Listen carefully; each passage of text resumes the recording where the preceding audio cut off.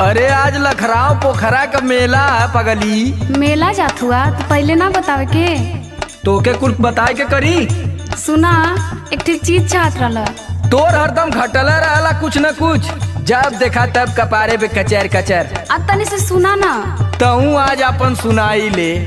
वही मेलवा में से ना गुरैया जलेबी लेते आया। अरे गुरैया जिलेबी लेबी न देवी, गुरैया जिलेबी। अभी ये कुल कहबा हम जानत रहनी है, लेकिन तब वो मन कैला कह देनी। सुना सुनावा।